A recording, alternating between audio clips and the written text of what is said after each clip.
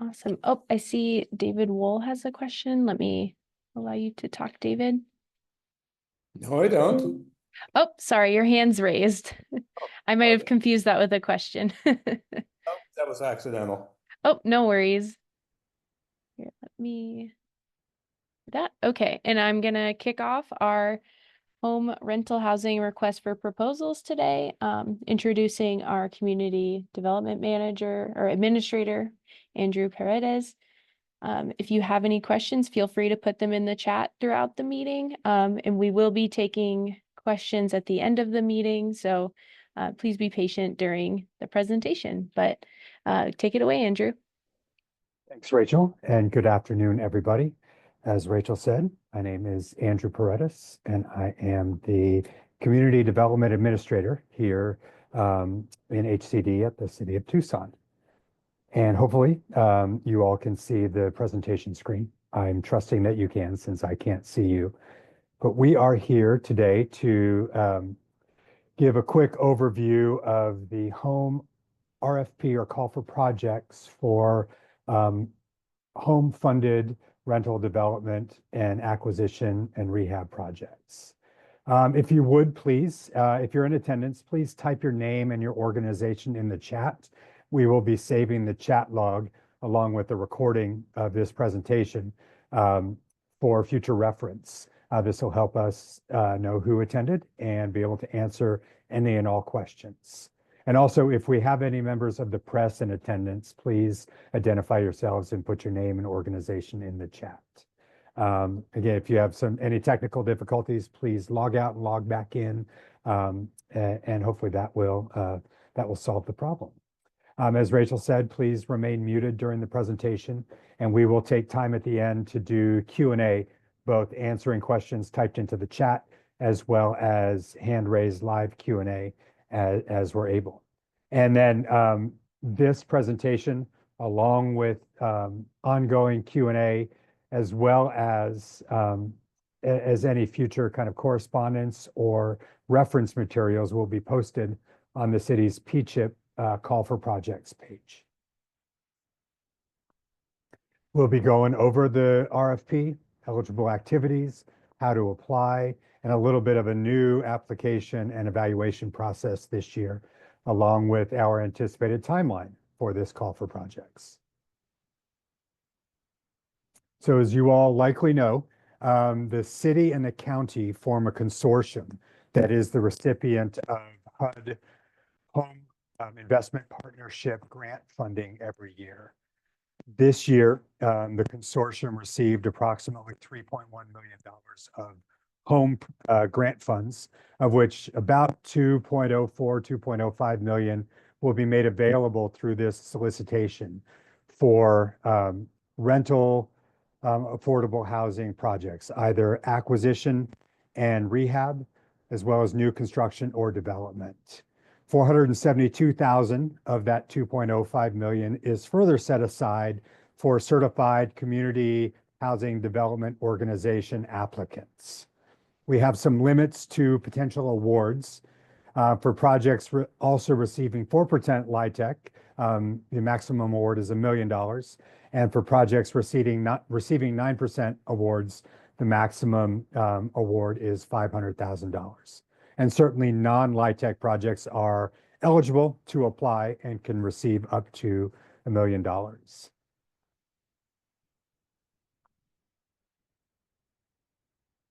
This, as I said, this RFP and all weekly correspondence, or FAQs, will be posted on the city's PCHIP website at the Call for Projects page. So eligible activities, the acquisition and rehab of existing rental housing, affordable housing, as well as new construction of rental affordable housing. This funding is also available to assist with refinancing of existing debt when that is paired with the rehabilitation of a property that will allow for the creation of additional home-assisted affordable housing units. Funding is available to assist with rental housing consisting of single unit housing or multi-unit housing. Additionally, group homes, manufactured housing is an eligible property type, as well as single room occupancy or studio type units.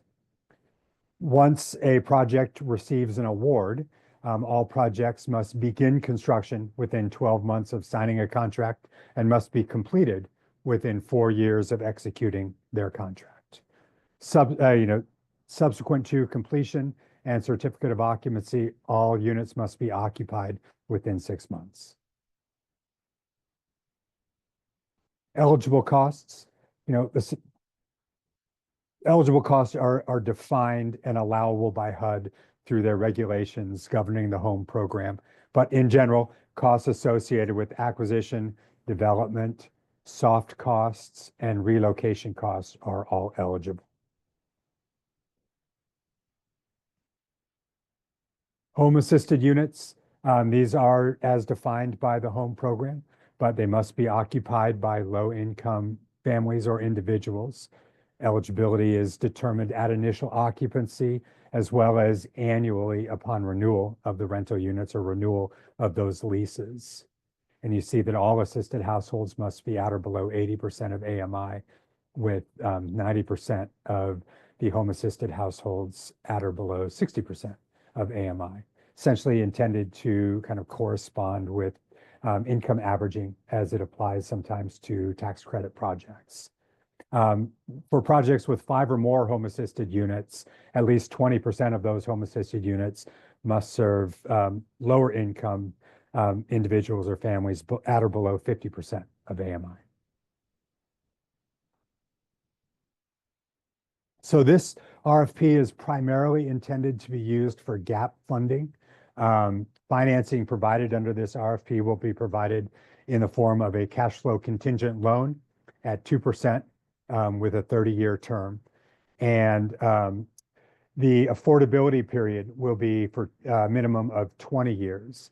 And it's important to note that that affordability period begins once a project is both placed in service as well as closed out in the HUD IDIS system by the city of Tucson. So that sometimes can mean not only must a project be placed in service, but all remaining outstanding contract or compliance items must be satisfied prior to the city being able to go in and close out the initial grant portion within IDIS to start the clock ticking on that 20-year period of affordability. So something new this year, we will be taking our applications 100% online through the Neighborly system. So Neighborly is both an online application portal as well as the back-end database that the city will be using to both evaluate and score applications as well as manage contracts going forward. We have posted a very robust applicant and essentially Neighborly users guide on our call for projects page. We also are certainly here and happy to help with any questions. They can be emailed in to the general HCD applications email address that you'll see in a moment. But unlike previous years, applicants will no longer download and complete the narrative application kind of on their own computer and email that in. All of that narrative application that you've used in previous years is now part of the Neighborly online application system. So you'll simply go in, create your account, open an application up, and you'll have text fields where you're able to type in all of the same narrative application answers that in the past you had kind of typed into our Microsoft Word or PDF form and emailed to us. In addition to that, the Neighborly application portal will have the Microsoft Excel workbook or pro forma that applicants will fill out and upload into Neighborly when they submit their application, as well as all of the other required attachments. So in the past, there's been a list of 8 to 10 required forms that an applicant needed to send in to us. Those are still required. They just live in the Neighborly application portal. You can download them, complete them, and then upload them and attach them to your application. Very important to note that paper or emailed applications will not be accepted. So all applications must be submitted online through the Neighborly application portal, and we're here to assist you in working through that application portal. And you can see that the general questions and I need help email address hdggrants@tucsonaz.gov. We will be taking questions both here in the chat and ongoing with the application, be it substantive, project specific, or kind of RFP specific. You can reach out to us through that HCD Grants email address, and we will take all Q&A and post them online every week on Mondays, so every potential applicant can be the beneficiary of other applicant questions and answers. So each application will initially be reviewed to make sure that it meets the minimum required threshold to move on to the evaluation stage. I'll get to the timeline in a moment, but I believe applications are due by December 22. And staff then will take some time to review applications for threshold.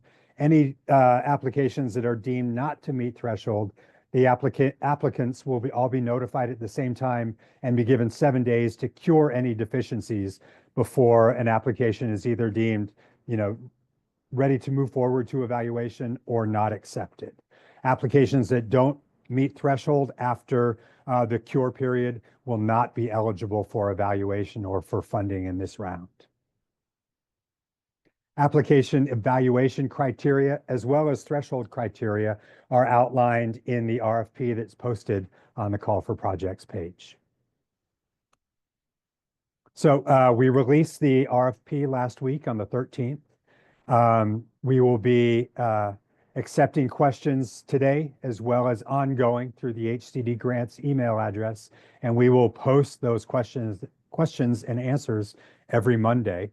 Applications will be due on December 22nd, and then you'll bear with me while I am working my way through my notes. Initial application thresholds will be completed by January 2nd, and any applications that don't meet threshold will receive a notice of deficiencies, and applicants will have up to 7 days to cure those deficiencies before application reviews begin on January 9th. In addition, similar to last year, applicants will be asked to present a project impact presentation to the city's Commission on Equitable Housing and Development at their meeting in early January. That will be a 5-minute online presentation, similar to presentations that were made last year. When the commission comes up with that first meeting date in January, all applicants will be notified of that date and their requirement to present a quick 5-minute presentation to the commission.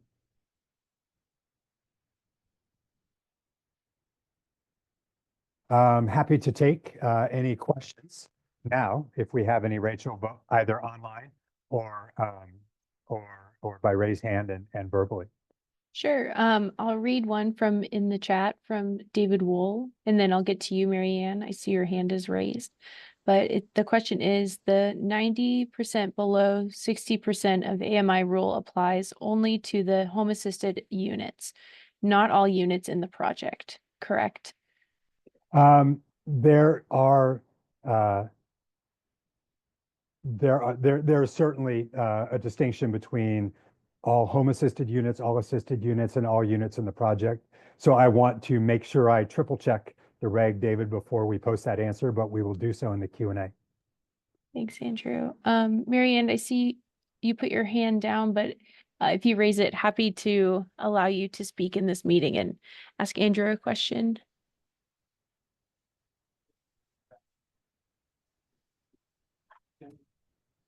Oh, it looks like there's another question in the chat. When in March do you expect to announce awards? We will be shooting to take these to award recommendations to mayor and council towards the end of March. I don't know exactly a date. Don't want to to set one in stone today, but we do understand that these award announcements are a key part to applicants also wanting to combine this award with a tax credit application. So we will, as always, work to get those out in advance of when those tax credit applications are due.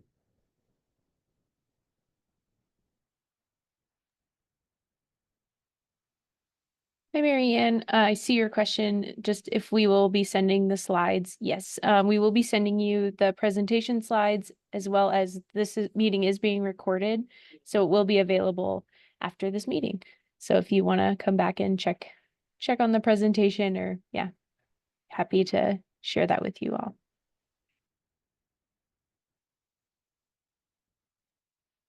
Oh, Mary Ann, I see your hand is up. Can allow you to talk. Did you see David's chat there that the 9% application is due April 1st? So this is kind of us. Okay.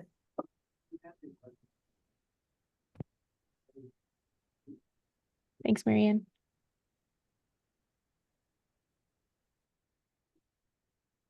Did anyone else in the chat have any questions? Oh, here's David. There you go, David. Just want to confirm something. In the initial announcement of this session, it was, the applications were limited to nonprofit applicants. I was told that was not in fact correct, but can you confirm that? It is indeed open to any developers of affordable housing that meet the eligibility criteria. And this particular RFP does indeed include both for-profit and nonprofit developers for the home rental assistance RFP.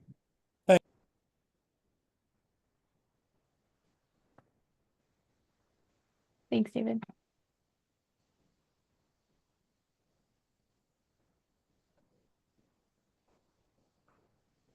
Anybody else? Any other questions?